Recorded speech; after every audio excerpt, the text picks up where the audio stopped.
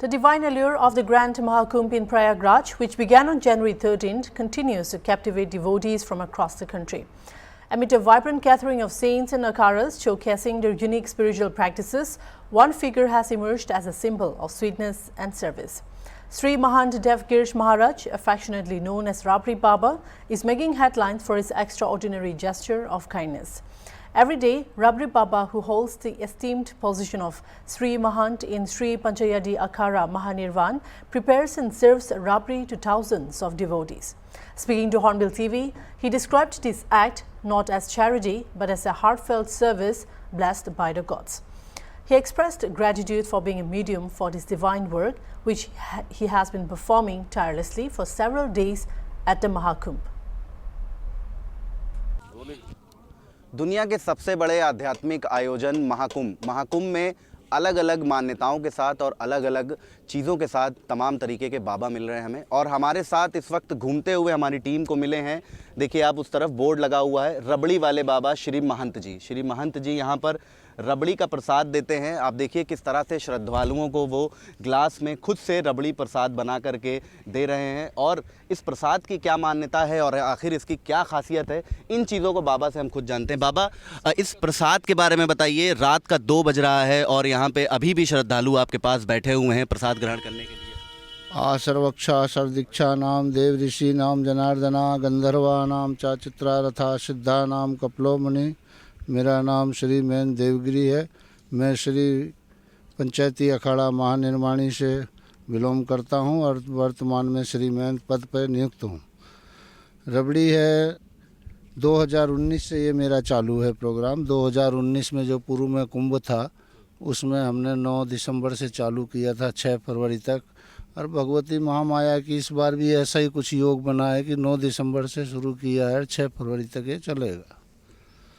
बाबा, ये संयोग है कि 144 साल बाद इस तरीके का मौका आया है और इतने बड़े भव्य महाकुंभ में हम सबको आने का मौका मिल रहा है। तो बाबा, लोगों के लिए क्या कहेंगे और इस प्रसाद के बारे में बताइए कि आखिर इसको ग्रहण करने के बाद किस तरीके से शुद्धि आएगी और क्या इसकी खासियत है। बाबा, खासियत आप देख ही रहे हैं, रात के 2:30 बजे 2 बजे ये प्रसाद बन रहा है, भक्तों में वितरण किया जा रहा है। इसमें त्याग है, तपस्या है, ज्ञान है, वैराग है, भक्ति है, शक्ति है। आप भी प्रसाद ग्रहण कीजिए। त्रिवेणी संगम में स्नान करने के लिए लोग आते हैं। ये मान्यता है बाबा की जो है लोगों के इस जन्म के नहीं आने वाले कई जन्मों के पाप भी धुल जाते हैं। ये सत्य है, परम सत्य है। तो और इस बार का तो कुंभ महापर्व कुंभ इसलिए बताया गया है कि कहते हैं 12 वर्ष बाद जो कुंभ आता है, एक 6 वर्ष में आता है, एक पूर्ण कुंभ आता है, एक महाकुंभ आता है। ये महापूर्ण कुंभ है जो 144 वर्ष बाद बना है, जिसका योग, जिसके कारण सारे नक्षत्र तिथियां वगैरह सब साथ में ही योग हो रहा है। उससे इसकी विशेषता बनाई गई। डिजिटल इंडिया इसको बना दिया कुंभ को। और बहुत पर्व की बात है। आप लोग आइए, कुंभ नहाइए, साधु संतों का दर्शन कीजिए, अपनी धर्म की संस्कृति को पहचानिए, जानिए, समझिए। इसको बहुत ज़रूरी है नवा पीढ़ी युगों के लिए आजकल। ये बाबा, योगी सरकार में ये पहली बार इस तरीके का आयोजन हुआ है। कितना भव्य है ये पिछली बार की तुलना में और इस बार कितना अलग है, क्या खासियत है इसमें? पहली बार तो नहीं, हम तो योगी सरकार में दूसरी बार इस कुंभ को देख रहे हैं। वो अर्धकुंभ था बाबा, महाकुंभ? हाँ, जो भी था, मैंने अर्धकुंभ था, ये महाकुंभ था। पर तैयारियों में तब भी बहुत व्यस्त था, आज की अपेक्षा में भी बहुत व्यस्त है। आप लोगों के पास व्यवस्थाएं पूरी मिल रही हैं यहाँ पे? हाँ, हम लोगों को जो सरकारी व्यवस्था है वो तो मिल ही रही है, सभी को मिल रही है। हमको क्या, जो भी नियुक्त किया है सरकार ने सब अखाड़ों को। आप लोग कहाँ से आए हैं और कितने लोग होंगे आपके साथ अखाड़े में? हम लोग ऐसे तो मैंने कहा ना कि अभी वर्तमान पोस्ट पे श्री महंत पे हूँ। अभी हम लोग वैसे वर्तमान में तो हरिद्वार से आए हैं। 200-250 साधु जमात लेके आए थे बागम्बरी में, वहाँ से हमारी पेशवाई निकली, यहाँ इकट्ठे हुए। अब आगे फिर 29 फरवरी का स्नान है, 3 फरवरी का है। तो सभी लोग आइए, पधारिए, स्नान का मातम ग्रहण कीजिए, संत दर्शन कीजिए, संत मिलन को चालिए, तजमाया अभिमान, जूं जूं पग आगे बढ़े, कोटि यज्ञ समान। जय बाबा। तो पंचायती अखाड़ा के श्री महंत जी हैं ये, जो रबड़ी वाले बाबा के नाम से प्रसिद्ध है और इनके पास श्रद्धालु रात को 2 बजे भी प्रसाद ग्रहण करने के लिए खड़े हुए हैं। मेरे साथ में हैं श्रद्धालु भी, उनसे भी बात करते हैं। कहाँ से आए आप? गोरखपुर से। गोरखपुर से आए हैं। रात का 2 बज रहा है, कड़ाके की ठंड है, लेकिन आस्था आपके अंदर इस कदर है कि अभी भी आप यहाँ पे खड़े हुए हैं। जी जी जी, आए हुए हम माता गंगा का स्नान करने हुए, कुंभ का मेला देखने हुए। बाबा आप कहाँ से हैं?